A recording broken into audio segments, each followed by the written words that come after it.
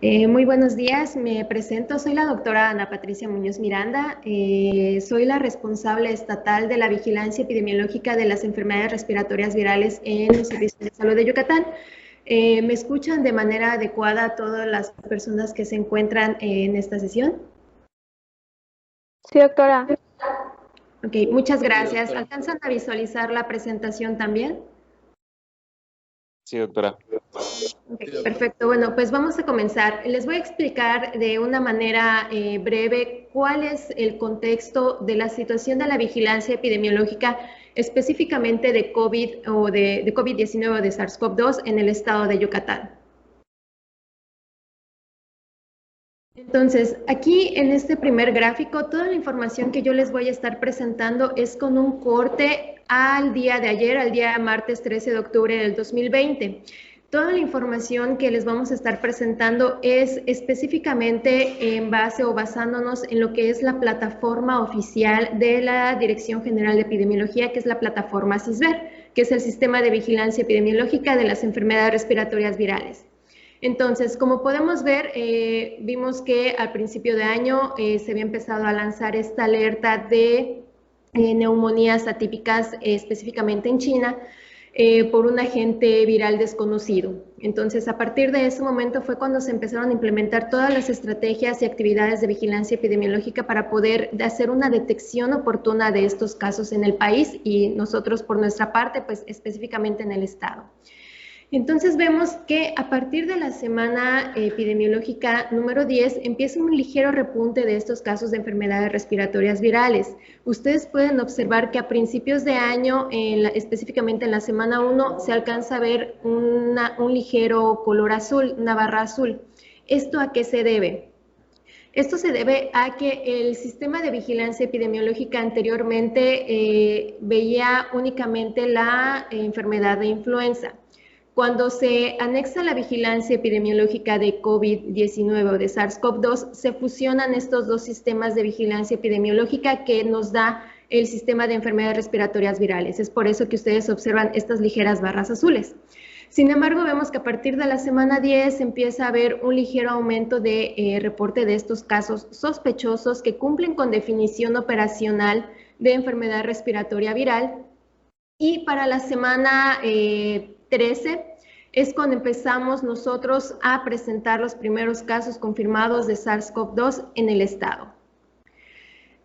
¿Cuáles son nuestras principales unidades médicas en el estado que han identificado estos casos sospechosos de enfermedades respiratorias virales? Nuestra principal unidad médica que ha reportado casos es el Hospital General Agustín Orán, seguido por el Centro de Salud de Valladolid, el Centro de Salud de Progreso, la UMF 58, la UMF 59 y el Centro de Salud de Tizimín. Esta vigilancia epidemiológica se ha reforzado de manera importante en todas las unidades del estado con la finalidad de poder hacer una detección oportuna de los casos y de esta manera poder realizar las estrategias de limitación de contagios en las áreas donde se hayan detectado estos casos sospechosos. Ahora bien, en cuanto a los municipios de residencia de estos casos sospechosos, bien sabemos que Mérida es un municipio donde hay una población bastante importante, por lo cual pues es de esperarse que también presente el mayor número de casos sospechosos de enfermedades respiratorias virales. Hasta el día de ayer se habían registrado poco más de 26,000 casos sospechosos de enfermedad respiratoria viral, seguido de Valladolid con 3,758 y Tizimín con 1,329. Asimismo, pues podemos ver que ya en 106 municipios se han detectado estos casos sospechosos. De igual manera, en algunas de nuestras unidades se han detectado casos que provienen de otros estados.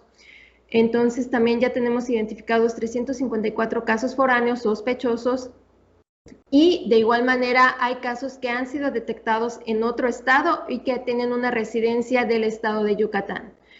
Distribuyendo todos estos casos sospechosos de acuerdo a las jurisdicciones sanitarias que bien sabemos que son Mérida, Valladolid y Ticul, Mérida concentra el 74% de estos casos, Valladolid el 19% y Ticul el 7%.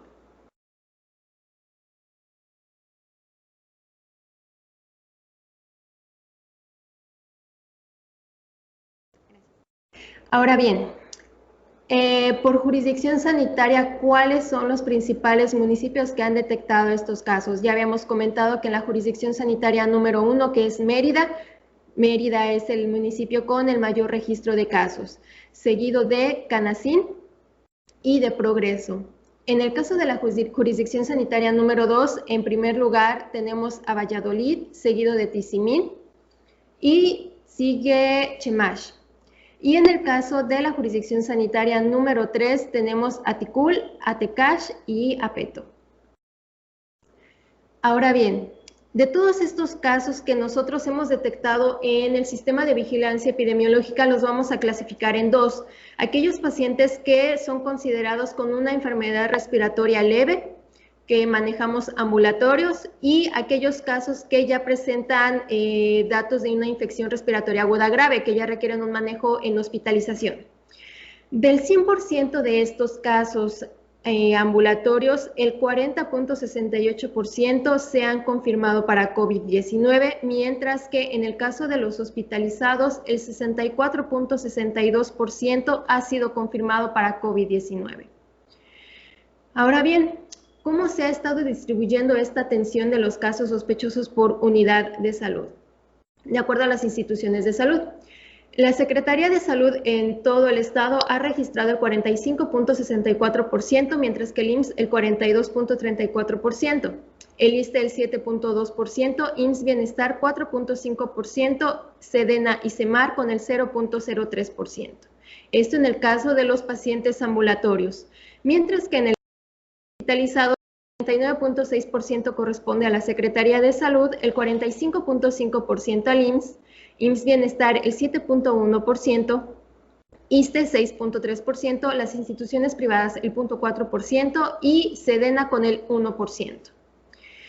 En este mapa podemos ver cuáles son los casos que han detectado mayor número de casos confirmados para confirmados, sospechosos o en este caso negativos para COVID-19. Nos vemos prácticamente que son los mismos municipios los que se repiten, que ya hemos manejado.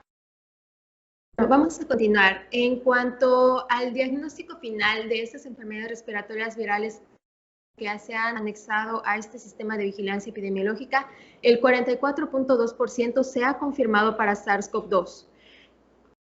42.42% se ha clasificado como negativo, es decir, han tenido una prueba de PCR negativa.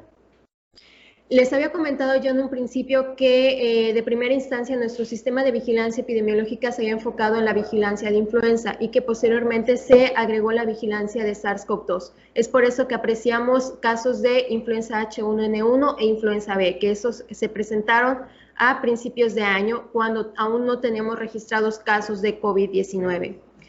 También se han registrado un mínimo porcentaje de aquellas muestras rechazadas, aquellas muestras que sabemos que no cumplen con los criterios de laboratorio que ya están específicos en cuanto a lo que es el adecuado traslado de estas muestras. Ahora bien, ¿cómo ha estado nuestro porcentaje de muestreo de acuerdo al diagnóstico probable? Bien sabemos que nuestro sistema de vigilancia epidemiológica se basa en el lineamiento estandarizado de la vigilancia epidemiológica para enfermedades respiratorias virales. ¿Esto qué quiere decir? Que el porcentaje de muestreo se ha manejado en el lineamiento a un 10% a los pacientes ambulatorios y a un 100% de aquellos pacientes graves. Sin embargo, sabemos que en el contexto de la pandemia este porcentaje de muestreo se ha elevado, como ya habíamos mencionado, con la finalidad de nosotros poder detectar todos aquellos casos que pudieran implicar un riesgo de contagio hacia otras personas. Entonces vemos aquí que nuestro porcentaje de muestreo en pacientes ambulatorios ha sido de aproximadamente un 85%, mientras que en el caso de los pacientes graves ha sido de aproximadamente un 97%. Ahora bien, ¿cómo se ha estado comportando esta curva de porcentajes de positividad en cuanto a nuestro porcentaje de muestreo de las enfermedades respiratorias virales? Hasta el corte de la semana o la información que teníamos a la fecha del día de ayer, nuestro porcentaje de muestreo se estaba encontrando tanto para pacientes ambulatorios como para hospitalizados, es decir, en general en un 92%. Sin embargo, nuestro porcentaje de positividad está en el 40%. Y vemos que en las últimas semanas ha estado bastante elevado. Vemos que para la semana 28 teníamos un 53% de positividad, para la semana 34 un 62%, es decir, los casos positivos eran bastantes, y que ha ido bajando o ha ido disminuyendo poco a poco este porcentaje de positividad. Sin embargo, vemos que ya con respecto a la semana 40, a la semana epidemiológica número 40, pues ya se incrementó ligeramente este porcentaje de positividad. Sabemos de primera instancia que al inicio de la pandemia se habían manejado diversas fases.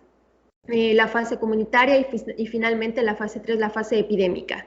Entonces vemos que ya nosotros al final de la fase 2 fue cuando empezamos a presentar estos casos confirmados y finalmente pues en la fase 3 se ha presentado este incremento de casos confirmados en el estado. Esta es una pequeña curva de cómo se han estado presentando los casos confirmados y los estimados. Bien sabemos que actualmente se ha estado manejando una variable, de hecho, bueno, no es una variable nueva, es una variable que se ha manejado durante mucho tiempo en vigilancia epidemiológica, que es la definición de caso confirmado por asociación epidemiológica. Es decir, que debe de cumplir con 3 criterios. Debe ser un caso que haya estado en contacto con un caso confirmado y que esté asociado epidemiológicamente en tiempo, lugar y persona. Es decir, que haya estado en contacto durante el fase de contagio de la enfermedad, que haya estado en contacto con la persona realmente confirmada y que haya estado en contacto en una zona determinada. Es decir, por ejemplo, lo podemos manejar en las familias, digamos, en el contexto más pequeño, por así decirlo. Ahora bien, me imagino que ya muchos de ustedes han visto este mapa durante los cortes diarios o los informes diarios de la situación epidemiológica de COVID en el estado. Para el día de ayer ya se registraban 44.290 sospechosos y 19.574 confirmados. De nueva cuenta vemos en color rojo los municipios que han presentado el mayor número de casos y volvemos de nueva cuenta. Mérida, Valladolid, Ticul y Tizimín son los principales municipios con el mayor número de casos. Y este es un mapeo donde se presentan ya un poquito más específico cómo está la dispersión de estos casos confirmados en el estado.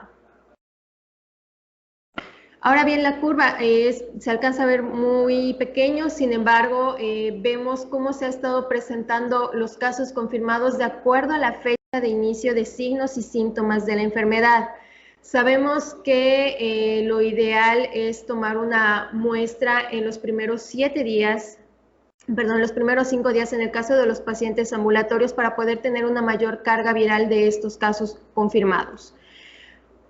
Ahora bien, pues ya les habíamos comentado nuevamente los casos confirmados, ya sabemos bien que es Mérida, Valladolid, Tizimín y Ticul de los principales municipios. Sin embargo, ¿cómo está la incidencia por municipio? Bien sabemos que una cosa es el número de casos y otra cosa es la incidencia. Bien sabemos que esta parte va determinada o va enfocada en la cantidad de población que se tenga en cada municipio. Por lo tanto, el municipio incidencia elevada o con la principal incidencia en el estado es San Felipe, le sigue Valladolid, Ticul, Temozón y Buxots. Ahora bien, vamos con la parte de la caracterización de estos casos sospechosos. ¿Cómo se ha estado distribuyendo la enfermedad en cuanto a los casos sospechosos por edad y sexo? Vemos que principalmente la población económicamente activa de un rango de edad de 25 a 29, 30 a 34 y de 35 a 39 años son los que han presentado el mayor número de casos probables de COVID-19 o de SARS-CoV-2.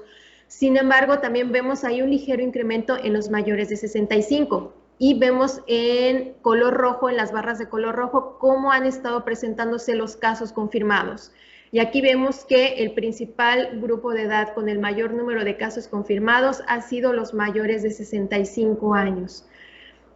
En cuanto a la distribución por sexo de los casos sospechosos, pues vemos que el 52% se ha registrado en el sexo masculino y el 48% en el sexo femenino.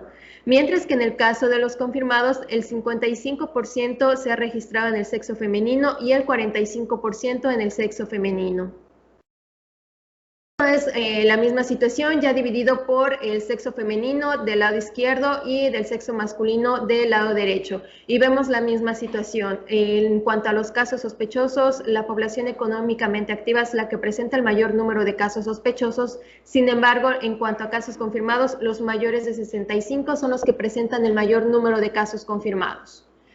Específicamente en Mérida, ¿cómo se han estado presentando estos casos? Vemos los puntos rojos que son los casos confirmados que se han estado presentando en todo el municipio, y la zona más afectada ha sido la zona oriente, y en segundo lugar tenemos a la zona norte.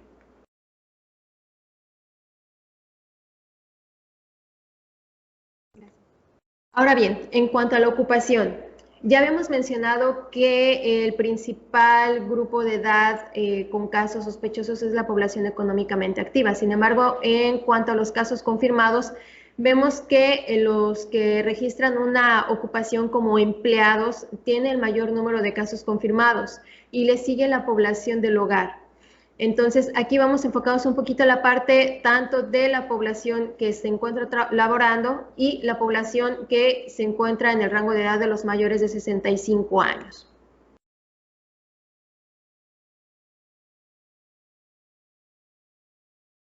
Ahora bien, ¿cuál es la caracterización de la sintomatología específicamente en los casos confirmados? Bien sabemos que nuestra definición operacional nos maneja variables respiratorias específicamente, sin embargo se pueden agregar algunas otras que vemos en la parte inferior de esa tabla.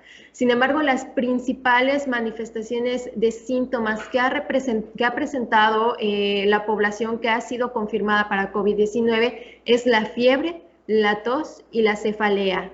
Ya en cuarto lugar, o dentro de los agregantes de esta definición operacional, encontramos a las mialgias, la odinofagia, el ataque al estado general y las artralgias. Y en menor rango también podemos encontrar lo que es la anosmia, disgeusia, y en un menor porcentaje, sin embargo, sí se han estado presentando casos con vómito, diarrea o dolor abdominal. ¿Cuáles son las principales comorbilidades en nuestros casos confirmados?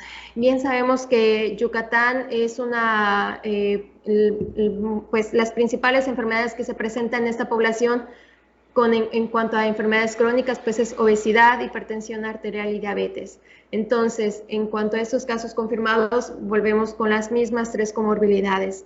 En el primer lugar encontramos la hipertensión arterial sistémica, y en segundo tenemos la obesidad, y en tercero la diabetes. Sin embargo, hemos presentado algunas otras comorbilidades como asma, EPOC, tabaquismo, VIH, cáncer inclusive.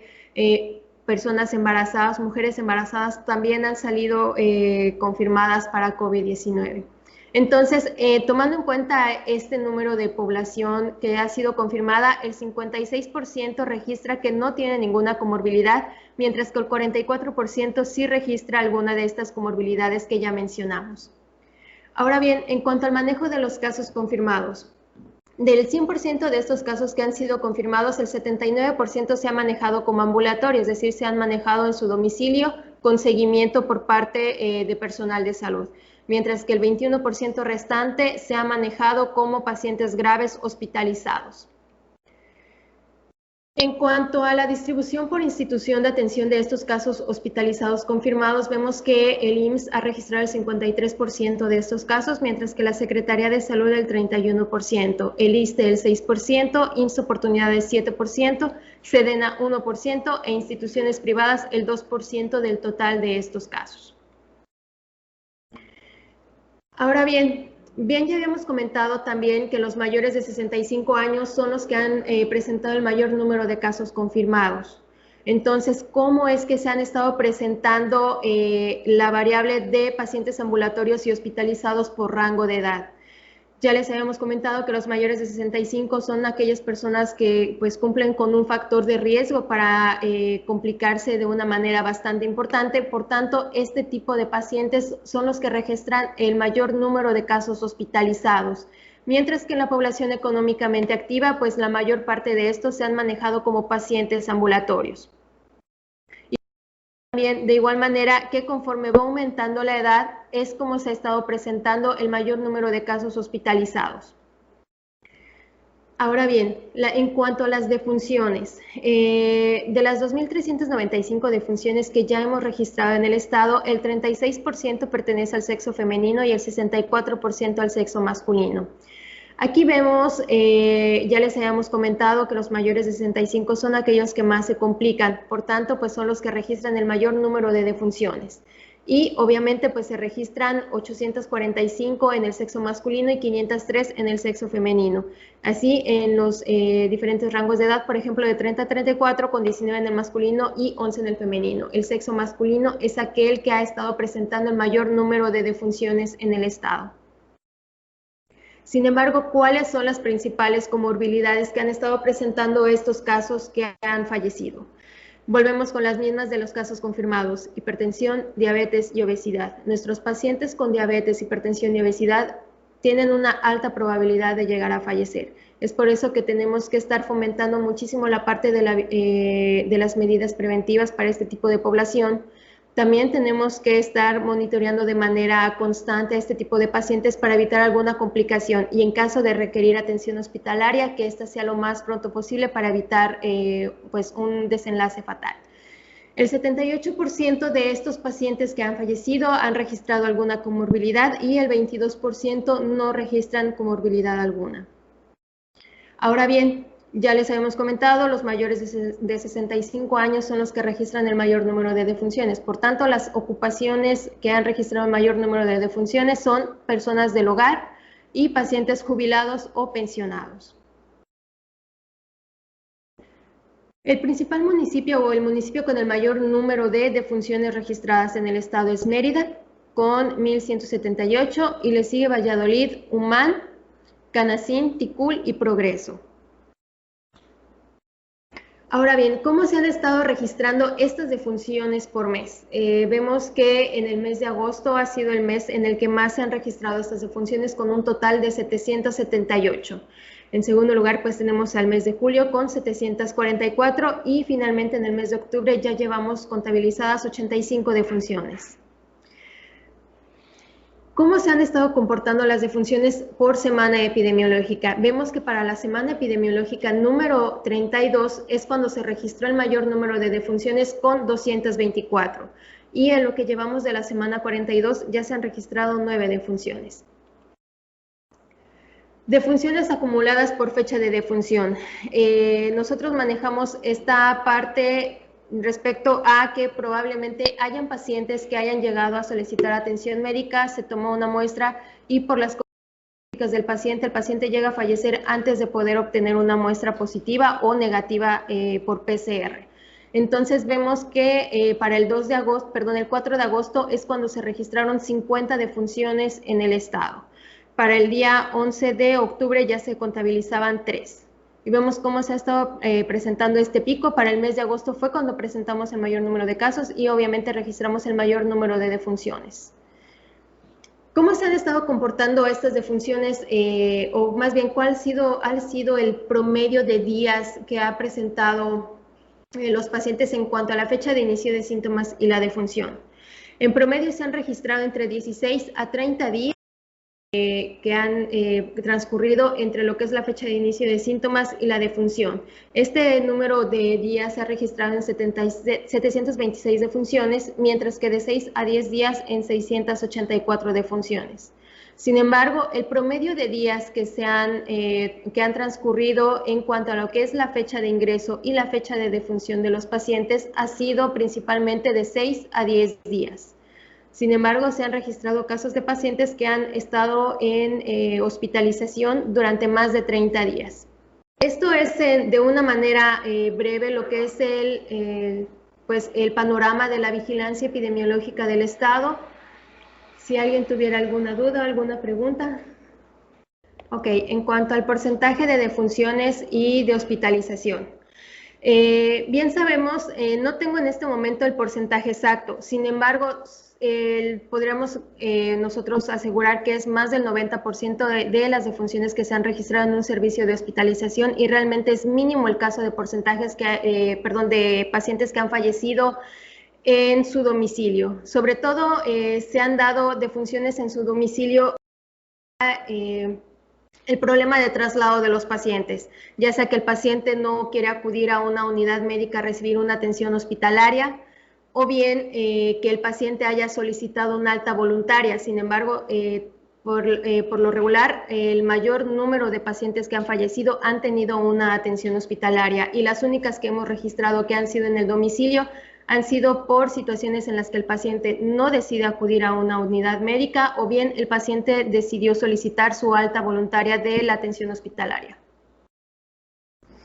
Ok, tomando en cuenta la saturación del sistema para reportar sistemas de COVID y la ausencia de comunicación de parte de algunos, yo no lo consideraría una ausencia de comunicación. Bien sabemos que el sistema de vigilancia epidemiológica tiene una plataforma oficial. Por tanto, ¿qué sucede? Los pacientes que deciden a solicitar una atención médica son pacientes que se registran en esta plataforma oficial. ¿Qué sucede en aquellos pacientes que van, acuden, solicitan una muestra y cuando se les explica ya no la aceptan por la cuestión que implica un exudado faríngeo o un exudado nasofaríngeo? Ahí es cuando entra nuestra nueva variable de vigilancia epidemiológica, que es la variable de asociación o de caso confirmado por asociación epidemiológica.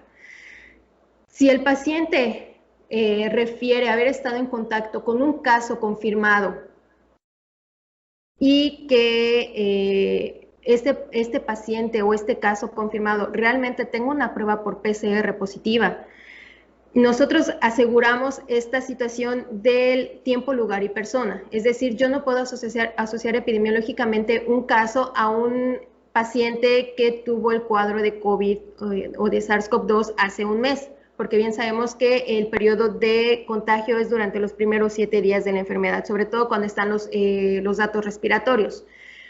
Entonces, en esta parte, como apenas se está implementando esta nueva variable de vigilancia epidemiológica, no tenemos un porcentaje en específico de cómo se esté comportando estos casos que no tengan una prueba confirmada, pero que estén asociados epidemiológicamente a un caso confirmado.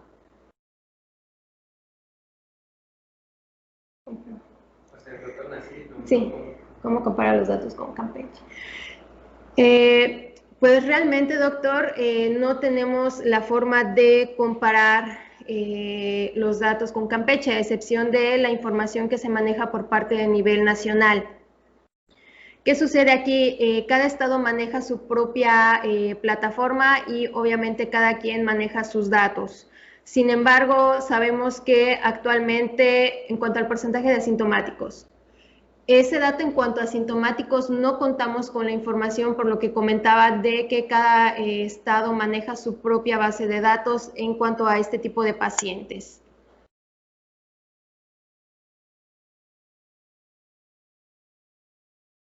Sí se pueden confirmar los casos positivos, los estamos confirmando por PCR.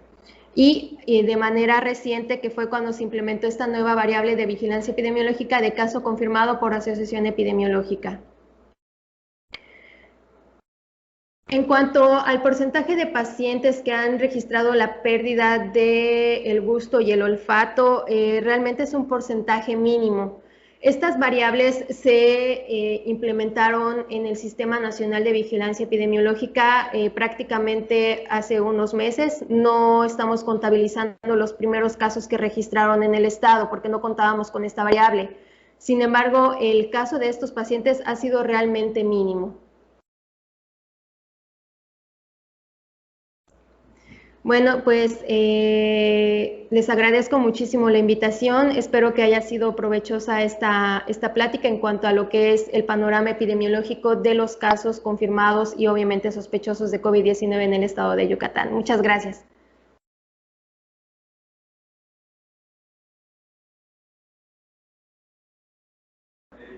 Muy buenas tardes ya. Yo soy el doctor José Antonio García Góngora. Soy médico anestesiólogo con subespecialidad en terapia intensiva y estoy en el área de atención a los pacientes COVID, principalmente los graves. Bueno, Ya nos habló el doctor Nassiri y la doctora de la situación epidemiológica y el doctor una explicación muy amplia, bastante completa y extensa, con mucha envidia.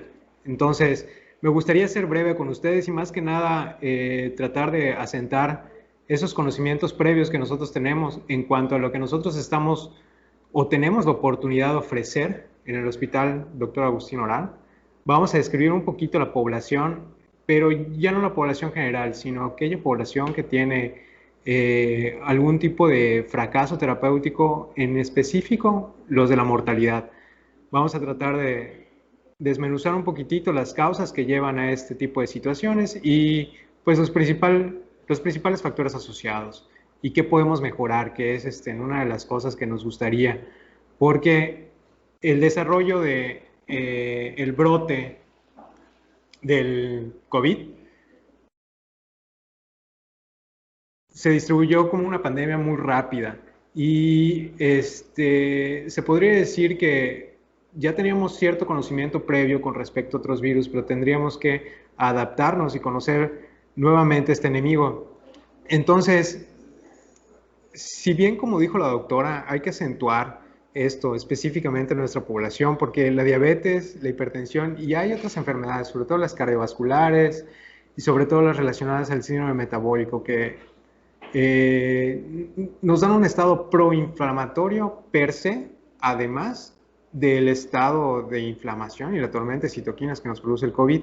Esto agrava muchísimo la situación y el desarrollo de lesiones a otros órganos, como bien lo decía el doctor en la primera plática.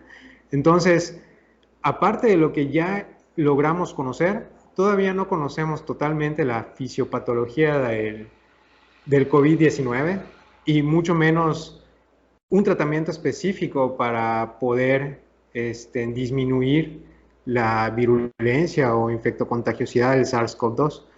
Bueno, esta es el área de atención médica del Hospital Orán, de los pacientes. Ahí dice UNEM cirugía. Del lado izquierdo vemos que pues estos trabajadores están realizando labores de limpieza y desinfección, pero si se dan cuenta hay una persona que está con el EPP dentro de esa área. Es para atención a pacientes que ya tienen una alta sospecha o incluso el diagnóstico del COVID. Y quisiera mencionar algo en específico sobre esta área. Esta área está en las afueras del Hospital Orán. Es un área separada de los demás pacientes. Tiene un circuito de inyección-reyección. Entonces, el virus puede estar aislado y la atención a los pacientes puede ser pues aislada con respecto a los demás pacientes del hospital. Sabemos que estando en un medio hospitalario, pues todos están en riesgo de coinfectarse con COVID, aunque no sea su motivo de ingreso.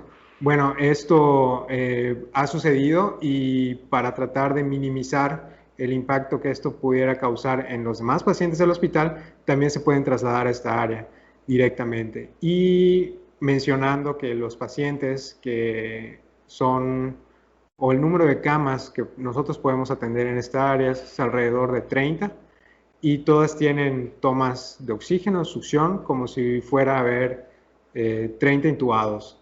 Entonces, esta área está diseñada específicamente para eso, está readaptada. Inicialmente era cirugía ambulatoria y pues una vez que nosotros ingresamos al paciente acá, hay un equipo de médicos, es un trabajo multidisciplinario, inicialmente por los médicos de triage, los médicos urgenciólogos y nosotros que bajamos a apoyar junto con los especialistas en medicina interna a esta área.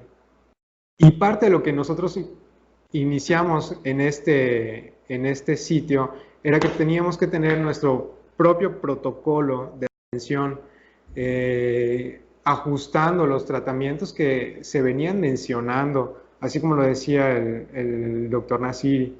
Inicialmente indicábamos cloroquina, hidroxicloroquina y poco a poco fuimos abandonando ciertas estrategias como la ivermectina, que se fueron probando inefectivas en estos pacientes o que en realidad no obteníamos un beneficio que pudiéramos evidenciar de manera adecuada. Entonces, poco a poco ciertas estrategias que nosotros fuimos utilizando las fuimos abandonando. Lo que sí establecimos desde el inicio es que si el paciente tenía dentro de un algoritmo criterios de ingreso hospitalario, este iba a ser la área y a partir de su día de ingreso íbamos a ir modificando o ajustando el tratamiento conforme a los demás parámetros de vigilancia y marcadores de mal pronóstico.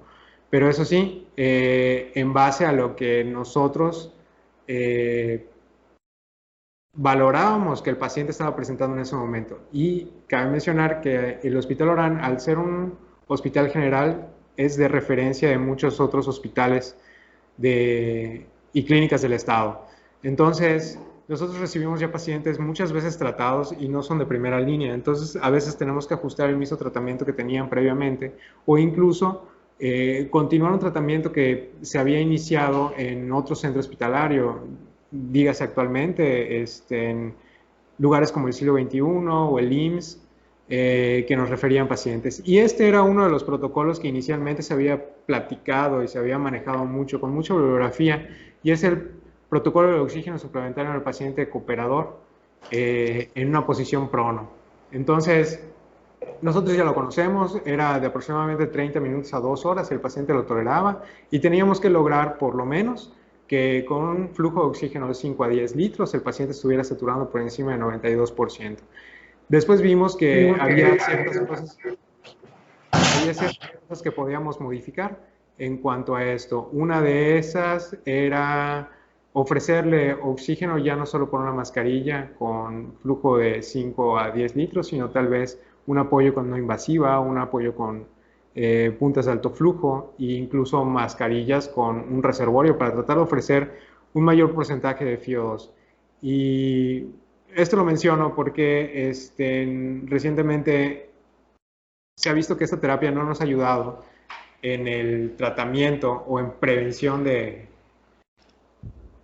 la prevención de la intubación ni la mortalidad. Pero el paciente que oxigenoterapia tal vez podría pasar un periodo de tiempo en el cual, como nos había mencionado el doctor, por sus etapas, podría ya irse recuperando paulatinamente. Y lo que sí hacíamos o tratábamos de implementar en todos los pacientes que entraban en un estado crítico, que era aquellos que tenían un índice de oxigenación, de presión arterial de oxígeno sobre fracción inspirada de oxígeno, debajo de 150 eran pacientes graves, indistintamente si respondieron o no a la oxigenoterapia suplementaria o incluso que con la terapia suplementaria ellos presentaran disnea o incremento del trabajo respiratorio, a pesar de que ellos no sintieran clínicamente esa hipoxemia o esa hipercapnia per se. Entonces, una de esas situaciones era darle vigilancia a estos pacientes con la terapia suplementaria de oxígeno y tratar de prevenir o adelantarnos a las complicaciones que producían esta, ya sea hipoxemia o esta hipercapnia, ¿no? Una de ellas era la encefalopatía. Mientras el paciente estuviera cooperador, podríamos continuar esta estrategia. Sin embargo, vimos que tampoco era muy exitosa, ¿no? E independientemente de la terapia que nosotros le podíamos ofrecer al paciente, la evolución podría ser mala en algunos casos y tal vez el paciente requeriría ya una terapia más enérgica. Entonces tratamos de unificar algunas consideraciones que ya teníamos previamente y lo que se estaba mostrando en ese momento, ¿no? Entonces, una de las cosas era establecer los parámetros de ventilación y los parámetros que nosotros debíamos de vigilar en estos pacientes para que nosotros pudiéramos unificar tanto la atención que nosotros dábamos en todos los turnos y en todos los pacientes. Entonces, junto con los tratamientos que ya tenían previamente, nosotros iniciamos la ventilación mecánica y tratábamos de establecer parámetros de ventilación En la diapositiva anterior mencionaba que el volumen corriente era de 4 a 8 y eso podría ser, pero inicialmente un volumen corriente de 6 a 8 mililitros kilogramo de peso predicho, una frecuencia entre 14 y 20, el PIB de entre 5 y 10 y el FiO2 del 50%, pero necesariamente después de la intubación y después de los parámetros iniciales había que hacer una mecánica ventilatoria y observar si esta programación de ventilación estaba siendo suficiente para nosotros alcanzar las metas, ¿no? Entonces, esta era una de las terapias que nosotros tratábamos de alcanzar con una presión máxima del ventilador de 30 centímetros de agua, el CO2 que estuviera debajo de 50, la presión de Z debajo de 27 centímetros de agua y la oxigenación por encima de 55, aunque en análisis más recientes se establece pues como límites ya un poquito superiores la PO2 debajo de 60 ya incrementaría la mortalidad y vamos a platicar un poquitito más adelante de eso. Pero por lo menos este paso inicial que sea reproducible por cualquier persona independientemente si fuese o no especialista para darle una unificación al seguimiento que se le iba a dar a ese paciente, ya que muchos de estos pacientes tenían una falla respiratoria que probablemente hubiera sido refractaria al tratamiento. Entonces, como vamos a platicar en un momento más adelante, quisiera platicarles un poquitito de la población que nosotros atendemos.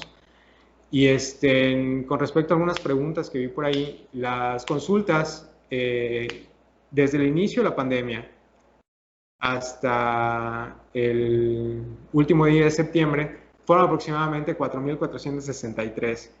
Y de ingresos hospitalarios o de pacientes que tenían criterios de ingreso fueron aproximadamente 1.492. Menciono esto específicamente porque no es que los otros sean asintomáticos y no tuvieran criterios de ingreso. De ese resto de pacientes, muchos eran para traslado o tenían derecho a bienes en otro hospital. Entonces, ¿qué porcentaje de asintomáticos? Ahí sí no podría decirles exactamente, pero con respecto a los ingresos hospitalarios que hubo en esta área del UNEM, durante los meses de junio, julio, agosto y septiembre, hubieron aproximadamente unas 150 defunciones, o es lo que llevamos en total aproximadamente. Y de esas defunciones, con respecto a las valoraciones o las consultas, corresponde a una mortalidad del 10%. Sin embargo, de los pacientes que ya vemos que hay una gran proporción que son asintomáticos, pero ¿cuáles son los que yo considero que se fuercen a complicar o cómo está la distribución de esta mortalidad en esta población? Y bueno, pues por sexo vemos más o menos que se presenta casi la misma relación que comentaba la doctora, 67% de hombres, 33% de mujeres. Mayores de 65 años es el 30%, y los menores de 65 es el 61%. Y mencionar específicamente que las comorbilidades más asociadas pues se encontraban hipertensión, diabetes mellitus 2, obesidad, enfermedad renal crónica y dentro de su estancia hospitalaria desarrollaban una lesión renal aguda y eso mermaba mucho las opciones terapéuticas del paciente. Limitaba un poco la progresión de la ventilación mecánica y eso mantenía más días el paciente ventilado y generaba un problema para poder progresar a los pacientes y disminuir la mortalidad al final de cuentas. Y en esos 22 pacientes que representan otras ya son o enfermedades asociadas que tenían ya sea por estancia intrahospitalaria o porque ya tenían desarrollado, sea epilepsia, cardiopatía isquémica, entre otras. Y lo que sí es importante señalar, por lo menos 11 pacientes tienen hipertensión, de estos que fallecieron, tienen hipertensión, diabetes mellitus y obesidad al mismo tiempo. Y al menos, y al menos una gran proporción tiene por lo menos alguno de ellos, casi el 80%. Entonces son enfermedades muy importantes y es una revisión sistemática que se hizo de otros reportes internacionales de de otros países, incluido México, Italia, y vemos más o menos que las comorbilidades en general ascienden al 57% de toda su población por alguna u otra comorbilidad. ¿Y cuáles estoy hablando? Principalmente en gran proporción la hipertensión arterial con 33%, vemos a la diabetes en segundo lugar y aquí vienen pues problemas cardiovasculares. Otros problemas, en esos otros problemas incluyen alcoholismo, tabaquismo, epilepsia, problemas neurológicos y cirugías asociadas y trasplante. Pero bueno, muy poca proporción de cáncer. Y con respecto a lo que ven ya, este es el estudio que bueno, fue la revisión sistemática que hicieron médicos de Canadá. Incluyeron aproximadamente 27 trabajos y una buena proporción de pacientes. Pero vemos que las comorbilidades asociadas a los pacientes que fallecieron, igual vuelve a aparecer en primer lugar la hipertensión, diabetes, enfermedades cardiovasculares, y ahí se empieza a juntar como que enfermedades pulmonares crónicas como el EPOC, pero no tanto como esas primeras tres. Entonces, yo creo que ahí valdría ser una estrategia de prevención dirigida. No es que no la exista, es que tal vez nuestra población padece demasiadas comorbilidades. Y bueno, en estos pacientes, lo que principalmente agravó la situación o limitó el tratamiento es que la falla renal es una de las complicaciones más comúnmente asociadas. También están descritas de manera tardía las complicaciones hematológicas, como mencionaba el doctor Nassiri, y las enfermedades cardiovasculares, tal vez subdiagnosticadas o enmascaradas por el grado de falla respiratoria que presentan esos pacientes. Pero de las primeras que nosotros nos urge tratar es la falla renal. Entonces, de esos pacientes que fallecieron, por lo menos 85 tenía diabetes mellitus, hipertensión y obesidad. Y la hipertensión por sí sola fue la más incidente para el desarrollo de falla renal o alguna lesión renal aguda. Incluso los pacientes en ese rubro de otros se incluye enfermedad renal crónica. Y pues bueno, esto es corto nada más para mencionarlo. De la población menor de 50 años de estos pacientes que fallecieron, 22 personas tuvieron las tres comorbilidades, o sea, el síndrome metabólico en paquete, y 16 no recuperaron la función renal aguda. Digo, a pesar de que yo esté hablando de mortalidad, esto se hace presente porque particularmente importante es menester trabajar junto con todos los órganos y sistemas y no solo enfocarnos a la patología pulmonar. La patología pulmonar muchas veces se ve limitada por trastornos de coagulación, la acumulación de líquido y la inflamación sistémica que pudiera llegar a producir el virus, principalmente la interacción del pulmón-corazón y de los vasos sanguíneos, que al final de cuentas es lo que hace que disminuya este intercambio gaseoso, ¿no? Entonces, desde que nosotros vemos la infección del virus y la aparición de los síntomas, empieza a haber una neumonía, se va incrementando la respuesta o la tormenta de citoquinas y eso va agravando en las condiciones inflamatorias del paciente. Posteriormente, esta inflamación a nivel periférico va a afectar la circulación, puede afectar el corazón, los vasos sanguíneos, junto con aquellas moléculas de daño asociado, van a ser congestión de la microcirculación e incluso microtrombosis, con un estado, muchas veces decía el doctor que es diferente, una CID de la coagulopatía que produce el COVID.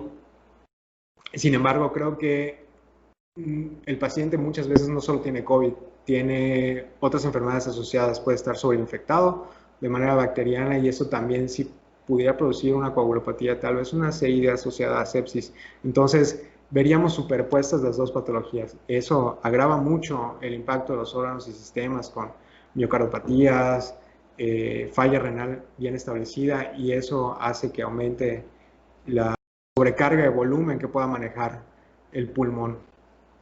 Y pues, evidentemente, estas enfermedades se agravaron de los pacientes que estaban en el hospital, que se agravaron con COVID, pues fueron amputación por necrobiosis diabética, fractura de cadera, insuficiencia cardíaca, VIH, enfermedades vasculares cerebrales, EPOC, infección del tracto urinario. Hay 2 pacientes por ahí que tienen un rango de 20 años que fallecieron. Uno era una enfermedad maligna, un tumor germinal, probablemente de testicular, que ya tenía metástasis. Y el paciente con secuelas de parálisis cerebral infantil de 20 años. Y desgraciadamente una embarazada.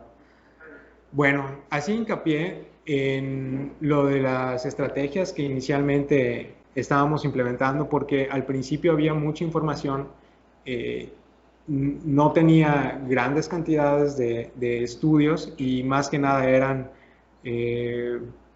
pues comentarios, opiniones, incluso se empezaban a ampliar ya las estrategias con un poquitito más de pacientes y vieron que el paciente en prono pues mejoraba. Sin embargo, a la larga esto no impactó de manera adecuada, ¿no? Entonces, se quería ver si realmente la posición prono, incluso con una mascarilla de unas puntas nasales de alto flujo en paciente despierto y en posición prono, podía prevenir o disminuir el riesgo de intubación y la mortalidad, por ende. Entonces, este fue un estudio multicéntrico que se realizó en España. Fueron bien poquitos pacientes, pero la metodología nos hace que pudiéramos reproducirlo, incluso que fuese un poquito más grande para saber con un poquito más de certeza, ¿no? Pero al parecer no disminuye el riesgo de intubación en la curva de Kaplan-Meier de la izquierda y en la mortalidad de 28 días parece que no hay ningún tipo de insinuación hacia la diferencia. Y lo que sí hemos visto a lo largo de este tiempo, ¿no? Hablando de todos los tratamientos que hemos utilizado y qué es lo que hemos ido aprendiendo. Aprendimos que los esteroides son buenos en las dosis adecuadas y en el momento adecuado. Entonces, el paciente que tiene síntomas moderados o incluso severos, tal vez sí se beneficie, pero como decía el doctor Nassiri, en primera instancia pudiera favorecer la coinfección e incluso el deterioro progresivo del paciente al inmunosuprimirlo, ¿no? Entonces, así como hemos aprendido de los tratamientos que sí podemos utilizar, desgraciadamente todavía no hemos logrado depositar toda nuestra, digamos, deseos de que funcione alguno de estos medicamentos. Sin embargo, hay nuevas estrategias que se están implementando. Una de ellas, pues, sería el control glucémico y de las otras funciones orgánicas que podríamos establecer en el paciente. Y el remdesivir, que parece que tiene muy buena mortalidad. Con respecto a las otras terapias que pues, no tenemos aquí en el hospital, pero pues están descritas, pacientes con membrana extracorpórea de reoxigenación y pues un trasplante que se realizó en Monterrey en este año de un paciente que ya tenía secuelas de COVID. Y estos son algunos predictores que les quería poner porque son los que la mayoría de los trabajos de investigación, digo, aquí les pongo 2, pero estos parecen repetirse. Uno de ellos, predictores de mortalidad descritos con evidencia significativa en muchas personas. Edad arriba de 65 años, hipertensión, enfermedad cardiovascular. La disnea en el paciente con COVID sin tratamiento y con tratamiento parece ser un predictor de mortalidad, que el paciente que sienta disnea, incluso con el tratamiento. Entonces, leucocitosis neutrofilia y la linfopenia, que ya nos estarían hablando de un impacto del sistema inmunológico por esta tormenta de citoquinas y esta inflamación persistente. La falla renal, algunos mencionan por ahí también niveles de urea, pero principalmente estos de creatinina. El dímero D, yo estoy de acuerdo con el doctor Nassiri, más que como un marcador que me lleva al diagnóstico de una enfermedad, lo debo ver como un ya reactante de fase aguda y como un marcador de inflamación temprano, ¿no? Entonces, aunque yo no tenga rangos muy altos, con el simple hecho de que el dímero D se vaya elevando, me debe estar diciendo que tal vez la evolución de este paciente sea muy mal. La PO2 debajo de 60 se relaciona con incremento en la mortalidad, sí o sí. Y el esteroide previo a ingreso hospitalario, incluso si tu paciente o si los pacientes han recibido atención médica por médicos particulares, en otro hospital, o por iniciativa propia que andan tomando esteroides, ya sea vía oral o inyectados. Bueno, estos pacientes a la hora de desarrollar síntomas graves tienen un incremento en la mortalidad. Entonces, estas sí son bien importantes. Por ahí todavía había, no estaba tan unificado el rango con respecto a la ferritina, pero parece que la elevación, incluso desde el paciente moderado, te dice que va a llegar a una enfermedad grave y va a requerir ventilación mecánica. Como tal, no está totalmente unificado, ¿no? Hay mucha controversia todavía con eso, pero yo creo que también es un buen marcador. Pero estos que les pongo aquí sí prácticamente se repiten en la mayoría de los estudios. Y para no hacerles larga, nada más como conclusiones, nosotros seguimos tratando pacientes y seguimos aprendiendo de esta enfermedad. Si bien decía el doctor cuando hablaba de los patrones pulmonares con respecto a la ventilación mecánica y le atribuíamos a que toda la fisiopatología era pulmonar, pero la evolución era tan mala y afectaba tantos órganos que no podía ser solo pulmonar.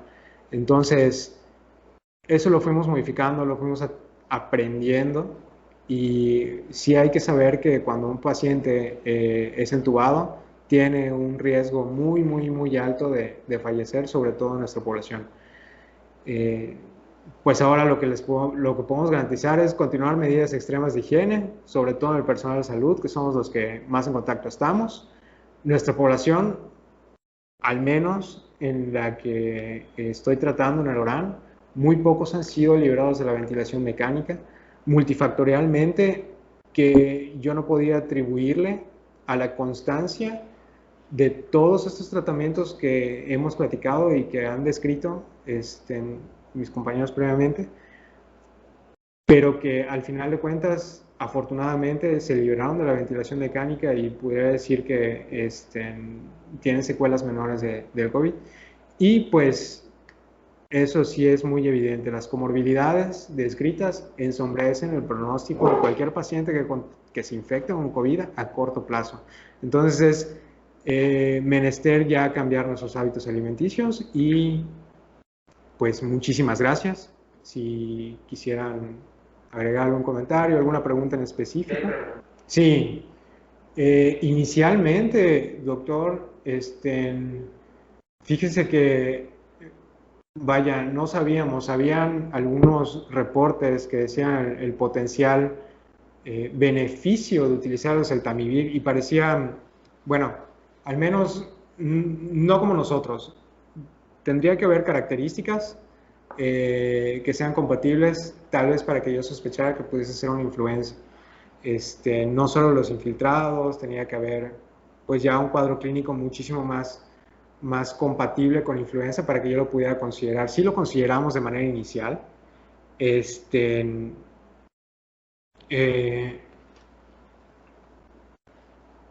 Sí lo consideramos como parte de un esquema de tratamiento inicial. Muchas veces utilizábamos oseltamivir en el contexto de acitromicina con hidroxicloroquina. Después abandonamos esa estrategia porque producía más complicaciones que un impacto terapéutico adecuado. Y veíamos que la evolución de los pacientes era independientemente de cuando nosotros iniciábamos este tratamiento. Ahora, el mayor beneficio de la oseltamivir lo obtenemos a más tardar a las 48 horas del inicio de la sintomatología, y muchas veces nuestros pacientes llegaban con 4 días de fiebre, anosmia de 5 días, otro tipo de disnea, ¿no? Entonces, en cuanto a eso, sí lo utilizamos. 10% de mortalidad para Yucatán o en Mérida. Yo le diría, de la población que se atendió en la UNEM COVID del Hospital Orán, el 10% fallecieron, doc. Así es. Renal. Renal,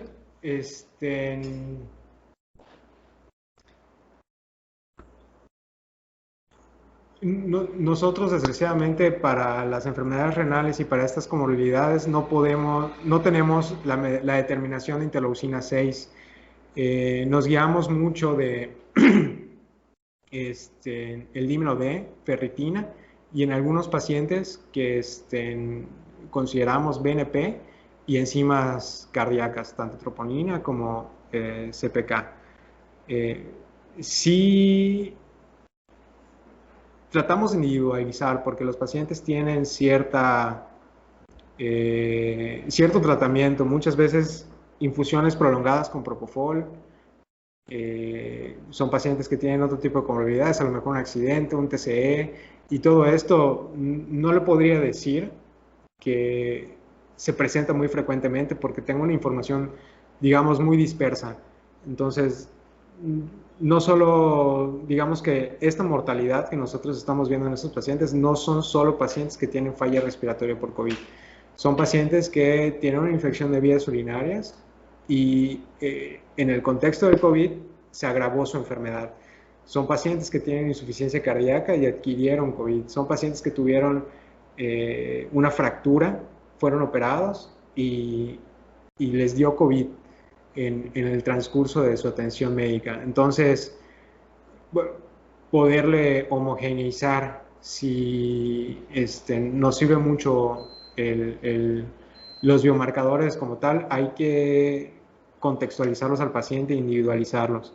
Lo que sí le podría decir es que yo sí percibo que, independientemente de las comorbilidades del paciente que tiene COVID, va a desarrollar sí o sí una lesión renal aguda. La mayoría se recupera, pero de que puede ser una lesión renal aguda AQ1 con elevación discreta de creatinina únicamente, y al cuarto o quinto día desciende la urea y la creatinina sin impacto en los volúmenes urinarios. Oye, eso es fantástico, ¿no? Sabes que tu paciente cruza los 15 días de inicio de sintomatología y sabes que va a mejorar. El paciente que no mejora su falla renal incluso a los 15 días, ese paciente tú sabes que, a pesar de que ya no está en las fases previamente descritas, ese paciente va a evolucionar mal y se va a complicar.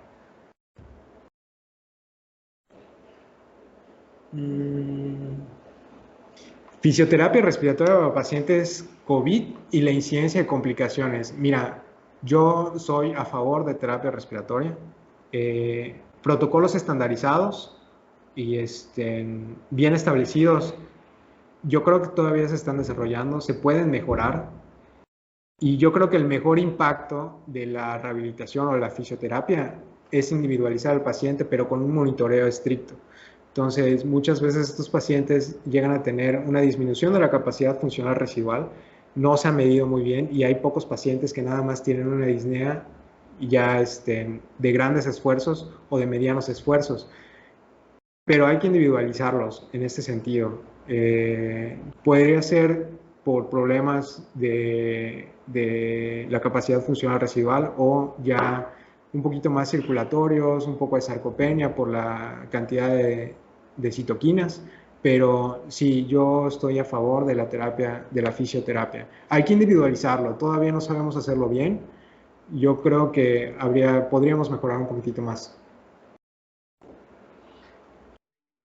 Muchísimas gracias. Por mi parte es todo y yo les agradezco el espacio y que me escucharan. Muy bien. Muchas gracias, doctor José García Góngora. Es un gusto y un placer que nos haya acompañado en este webinar. Pues igual les agradezco con todo el alma al doctor Nassiri. Thank you so much, doctor Nassiri. Y estoy de acuerdo, creo que se logró el cometido de este webinar, que fue generar mucho interés del tema. Hay muchas cosas que desgraciadamente no sabemos. Ustedes como expertos, nuestros ponentes, lo comentan muy bien. Entonces, incluso el doctor Nassiri sugiere que en 3 meses volvamos a tener another webinar. I think so. It's very good. So, thank you so much, Dr. Nassiri. Gracias, Dr. José Góngora. Gracias, doctora Patti. Y muchísimas gracias a todos y a cada uno de ustedes que participaron en este webinar. Gracias, mil gracias de parte de la Facultad de Medicina.